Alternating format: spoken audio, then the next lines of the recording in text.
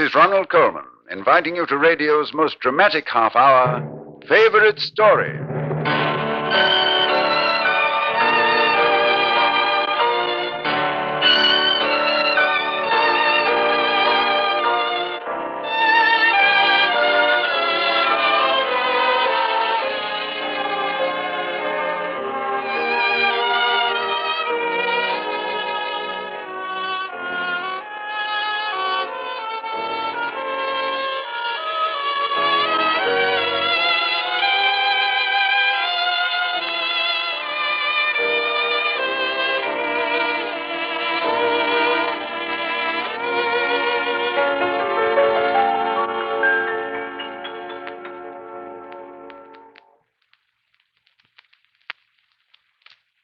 A man slips into a doorway to escape some pursuers and steps into one of the most sinister traps ever planned.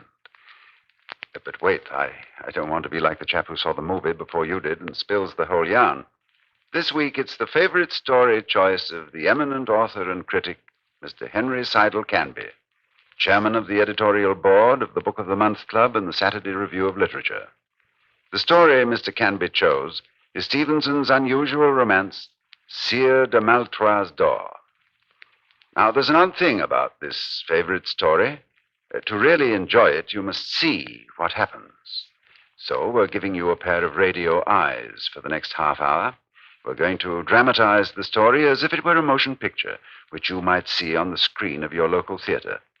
In addition to the microphone, we're introducing a camera to tell you about the long shots and close-ups, to describe what you might see as well as hear. And we're giving the camera a voice. Let me introduce the voice of the camera.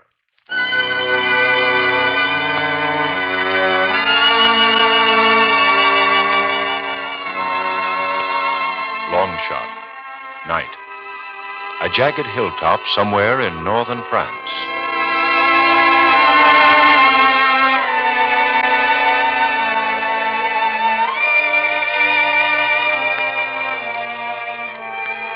The moon emerges for a few seconds from the hurrying clouds, and we see a shield half buried in the dirt. Nearby, a broken helmet, crisscrossed with the scratchings of a broadsword. All around us, the debris of hand-to-hand battle. There, pinned beneath the carcass of his horse, a knight in chain mail, a spear shoved through his chest, his sightless eyes staring at me. What was that? Someone moving in the shadows. A man making his way across the battlefield. We cannot see him clearly. The moon has gone again. Who goes there? Who's there, friend or foe? That depends on who you are. If you salute King Henry of England, I'm a friend. But if you follow the coward King of France, sir, you've seen the last day of your life. Put away your sword, friend. I'm an Englishman and sick to death of Normandy. Oh. Rain. All it does in this foul country. I've heard it rains in England, too, sir. Oh, but that's English rain. This French rain. Ah. Let me see your safe conduct. Have you got one? Here. Signed by the Lord Constable himself. Eh? Let me see. Grant safe conduct to Dennis de Beau. Dennis de Beaulieu. Is that your name? It is. Sounds like a French name. I'm a loyal subject of the English crown and a close friend of King Henry. Do you challenge my safe conduct? I don't challenge it. Pass. Pass, Sire de Beaulieu. Are you headed for the town? Yes. Why do you laugh, sir? Better go back to camp. I wouldn't give a farthing for your life in the town tonight. Why not? Don't you know the place is full of soldiers? I can take care of myself. One look at your name on that safe conduct, and you'll be stabbed in the throat quick as a blink. Say Dennis de Beaulieu to an English soldier, why, it's like waving a red flag at a bull. What a name, Dennis de Beaulieu. Do you insult my name, sir? Put away your sword, young hothead. But I'm warning you, you'd live longer in the town tonight if your name was Herbert Askins.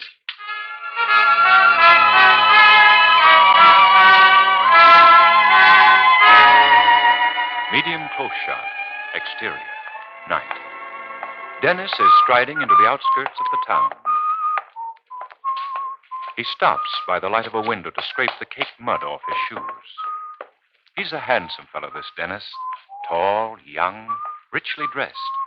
And that sword he carries so proudly, it has the color of Toledo steel. Close up. Dennis, listening. Long shot. Down a twisting alleyway, we see a glimmer of torchlight. A dozen English soldiers come into view, swaying, leaning on each other's shoulders. That's right. Blood of a Frenchman! Before the night is over, we are going to spill the blood of a Frenchman. Close up. Dennis. The torchlight plays on his face. He looks apprehensive. Suddenly, he dashes away. What was that? Oh, come back!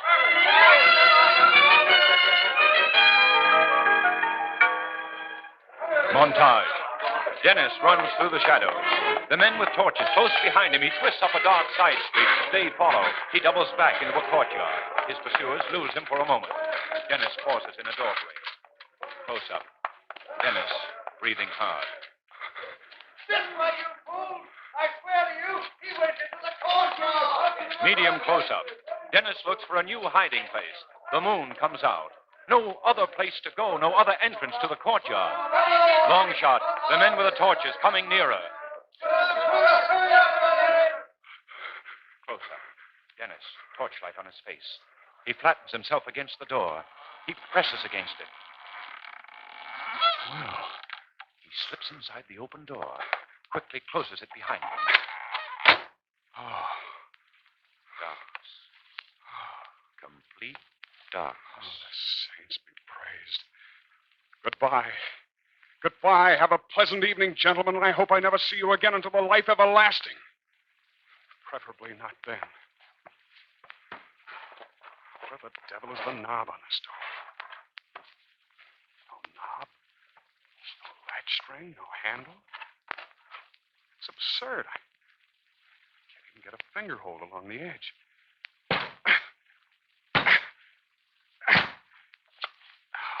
Budge. Well, Dennis, it looks as if you've got yourself out of one stew right into another. Where am I? As black as the pit. Maybe I'm... No. Oh, that's ridiculous. I'm alive. I think. Hello! Hello! There's no need to raise your voice, What? young man. I have been expecting you all the evening. Where are you?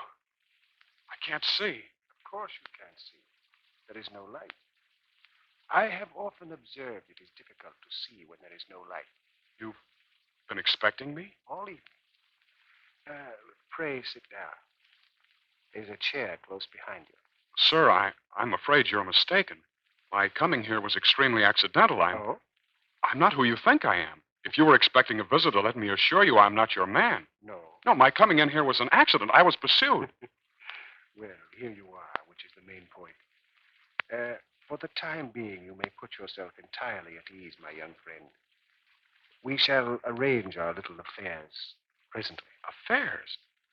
How can we have any business together? I don't know you. You shall. Your door, I was leaning up against... About my door. A little piece of ingenuity. A hospitable fancy.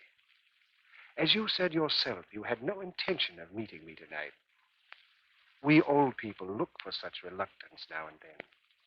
That is why I had the door constructed in, shall we say, a one-way fashion. Sir, my name is Dennis de Beaulieu. I burst into your house purely by chance. I'm a stranger. But now you are a friend. Please allow me to have my own ideas about our relationship. They probably differ from yours at the present moment. But time will show which of us is right. God, this is a madman. Let's have a look at you, Dennis. Was that your name? Dennis something or other. No matter. We'll have a light in here in a moment. Two shot. Interior. Night. Sparks in the darkness. as from the striking of a flint. A candle wick sputters, catches flame. The old man grins in the pale yellow light. He has a withered skin, small, strong eyes, a beard that seems first white, then pink, then white again, depending on how the light strikes it. He stares at Dennis patiently, without blinking. Sir, I've never seen you before in my life. No? A pity. If you have your wits, old man, you've insulted me. And if you're insane, I flatter myself that I have better things to do with my time than to talk with lunatics. You made a fool of me since I came in that crazy door of yours. I'm leaving, sir. If you won't show me a decent way out, I'll hack down your door with my sword. My dear nephew, sit down. Nephew, you lie in your throat. Sit down, you rogue. If you prefer to be bound hand and foot until your bones ache, then try to go away. What? But if you choose to remain a free young buck, chatting agreeably with an old gentleman, why, sit where you are, and peace be with you. Do you mean I'm a prisoner? I state the facts. Draw your own conclusions. Of course, you know who I am. Now, how in the name of heaven would I know who you are? How indeed. Allow me to introduce myself. I am the Sire De Maletroits. You belong to the House of Maletroits? I am the head of the House of Maletroits. Oh, this clears up everything. Your house is closely allied with King Henry. I am a lieutenant in the English army. We are friends. We shall soon learn whether or not we are friends. Well, let us get on with it. Monsieur de Beaulieu, have the goodness to come with me.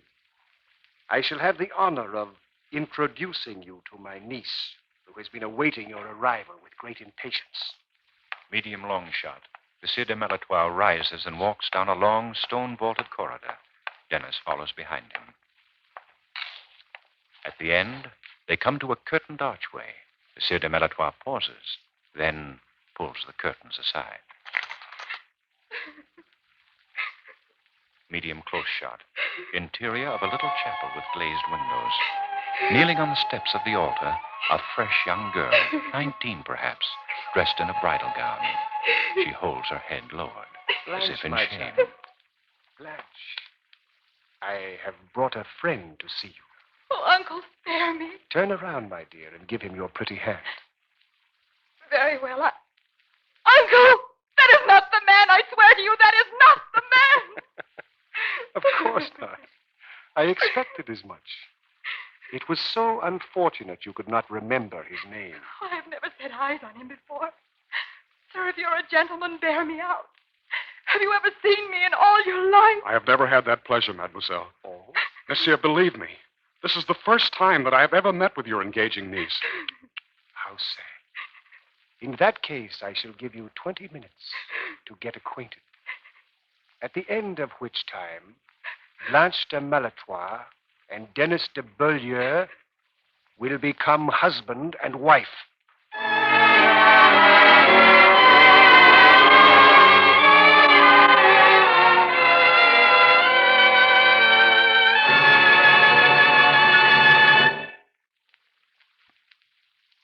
Here's Act Two of Henry Seidel Canby's favorite story, a dramatic reminder to all young men never to open a door without knocking.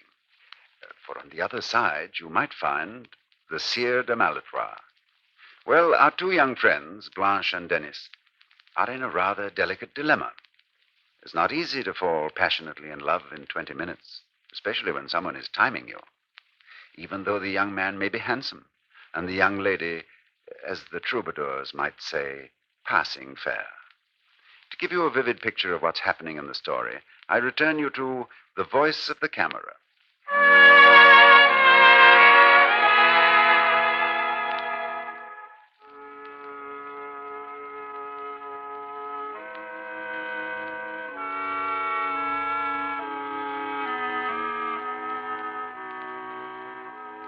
Boom shot. Interior. Night. Candlelight. 3 figures in the little French chapel. The Sire de Maletroits, cold, grim, and smiling. Dennis de Beaulieu, scratching his head, bewildered. and the delicate young woman in a bridal gown crumpled on the stone floor, the salt track of tears down her cheeks. I swear before God I will stab myself rather than be forced on that young man. I swear to you, sir, I have never seen this girl before. I think you have. But if I'm wrong, I don't care one jackstraw. You'll marry her just the same. Blanche, Yes, Uncle. be nice to this young fellow, Dennis something or other. The next one may not be so appetizing. 20 minutes. The priest and I will be waiting. Oh, my poor headache. Tell me, mademoiselle, if you have your wits about you, what is the meaning of all this? It's my uncle. 3 months ago, a young captain began to stand near me every day in church. I could see that I pleased him, and I know I'm as much to blame as he is, but when he passed me a letter, I took it home and read it. He asked me to leave a door open so that we could have a few words together on the stair. Without a chaperone? Oh, you're as bad as my uncle. Will there never be a day when a girl and a young man can hold hands together without being marked as criminals? And your uncle found out what was going on? I don't know how he found out, but he is very shrewd. Yes. Every day at church, the young man hands me a letter. Such nice letters, but this morning on my way home from Mass, my uncle seized my hand, forced it open, took the letter, and read it. And that has been the ruin of us all. What was in the letter, pray? It was merely another request to have the door left open. So my uncle contrived to fix our door so that it would open easily enough from the outside, but it would trap whoever came in. And of all the doors in France, I had to choose that one. Well, now what do we do? I don't know. Neither do I.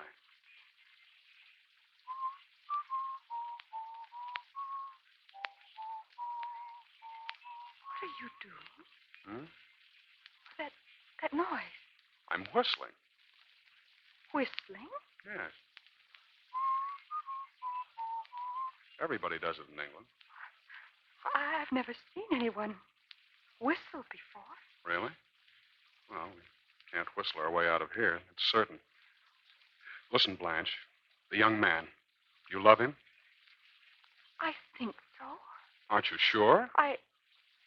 I think I'm sure. Now, suppose we look at it this way. Is he in love with you? He said he was. He said he'd love me always. What was the fellow's name? I don't remember. You don't remember? No. You love a man passionately, but you don't remember his name. Well, not passionately.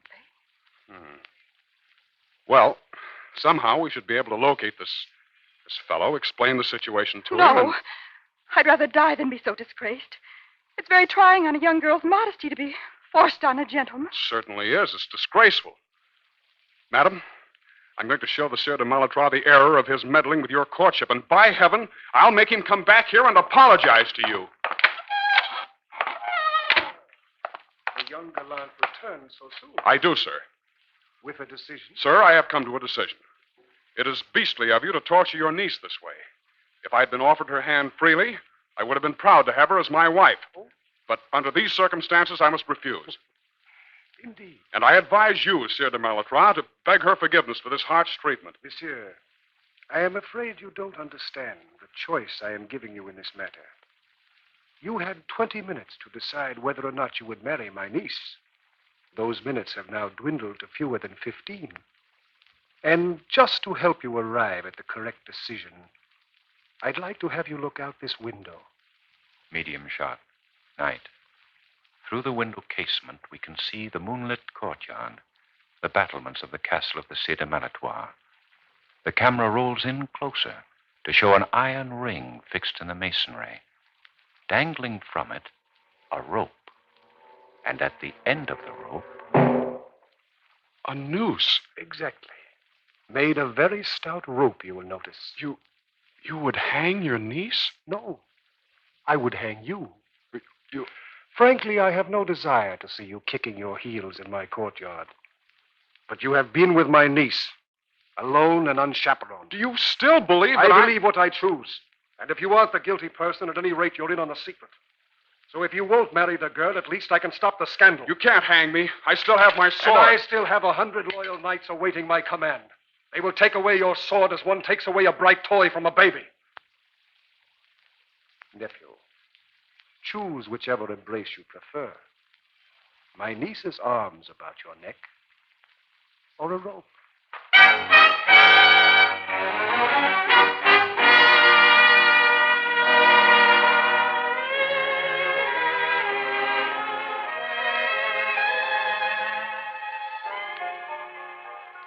Hello. Hello. You didn't have a very long talk with him. No. Did you show him how wrong he was? Well, not exactly. He's going to hang me unless we're married. No. In 10 minutes. Either I marry you or I hang in your uncle's courtyard. Oh, no, you can't die. You will marry me after all. You will. Do you think, madam, that I'm afraid of death? Oh, I know you aren't a coward, but I couldn't bear to have you killed. Come, we'll tell my uncle to prepare the ceremony. How is it possible for me to accept your generosity Why? in a moment of noble feeling toward me to save my life? You forget what you may owe to someone else. Oh. You said you loved him. I said I thought I loved him. And you said that he loved you. So, believe me, dear young lady, I should be the last person in the world to allow my life to be saved by the wrecking of somebody else's romance. I'm not afraid to die. Is there nothing I can do to help you? No. No, thank you, my dear. Yes, there is something. I have perhaps 5 minutes more before I'm introduced to your uncle's rope. Yes? Let me sit beside you as if I were a friend instead of a foolish intruder, and let's try to make my last moments go as pleasantly as possible. You are so gallant. And no tears. I'm selfish. I will be brave, Dennis, for your sake. Would you like to put your arm around me? Oh, your shoulders are like ivory. Blanche, to think a few seconds from now I shall have to leave you. Forever. Don't cry. Please.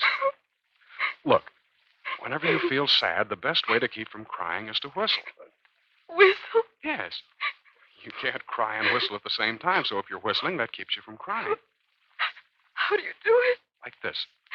Pucker up your lips. Like this? No, not so hard. More easily. Just breathe. Try again. Oh, that's it. That's better. I'll try it again. There, isn't that better than crying? Let's do it again. Oh, Dennis, how can we do this whistling when you're going to die? Believe me, when I asked you to marry me, I didn't ask you out of pity.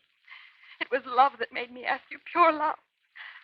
I know we've known each other less than an hour, but from the moment you took my part against my uncle, I've loved you with my whole soul. Listen to me, Blanche. If there were no rope out there, and if you had a free choice, no uncle, no family, no trick doors, would you marry me? Yes. For myself alone? Yes. What about the other fellow? Do you think he could have meant anything to me when I don't even know his name? Of course not. Blanche, I love you. Under any other circumstances, I would give my right arm to marry you. And here I am, giving up my life to avoid it. It doesn't make sense. No, it doesn't. You're sure you love me? Positive. Are you sure you love me? Of course. No, I think so. No, I think. Then we'll do it. We'll do it. There's only one thing. What's that? It makes me boil to think how happy this will make your uncle. Oh, the devil with him. Blanche de Maletroits, most beautiful of all women, will you take me to be your knight and your protector? Until the last day of the world. Well, young man, your time is up. What is your decision? Get out of here and find us a priest, you old rogue. I want to be alone with my bride. Congratulations, nephew. Congratulations.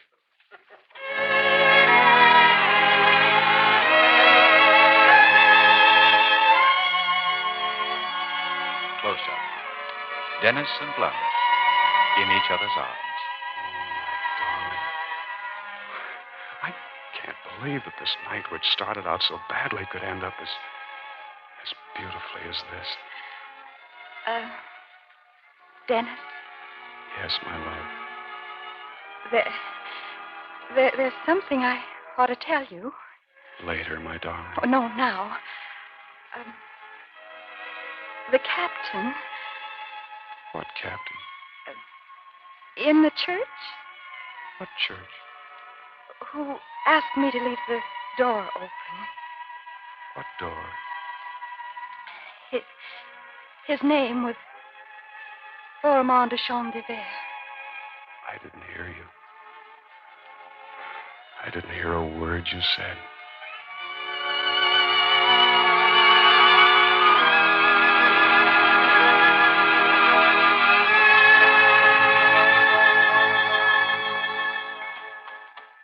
Medium shot. Day. A handsome young knight on horseback with his bride seated behind him on the palfrey.